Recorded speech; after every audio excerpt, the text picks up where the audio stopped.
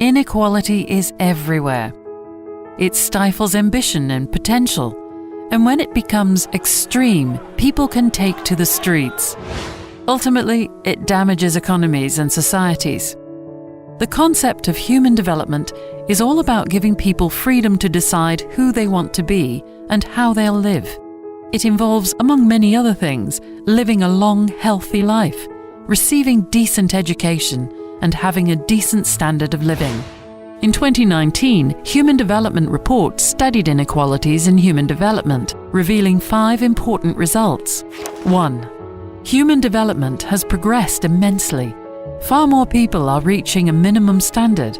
There's less extreme poverty and hunger, and greater access to basic education.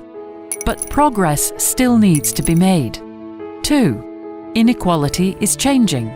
30 years ago, there was massive inequality in the most basic aspects of life. Many children didn't survive their first years or have any education. These gaps are closing rapidly, but new types of inequality are emerging fast, while richer populations have much greater access to university education and much better health at older ages.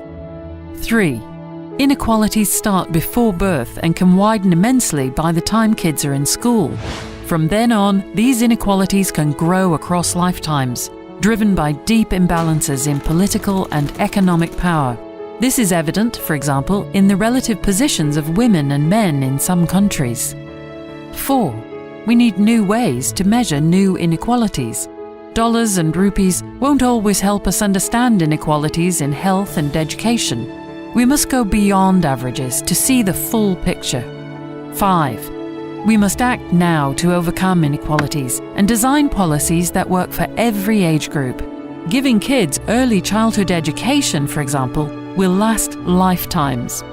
But governments shouldn't just tackle symptoms. Long-lasting solutions will come from addressing the root causes of inequality, often ingrained in a country's history and culture. That way, we can boost economic growth and reduce inequality at the same time. It's not too late to act.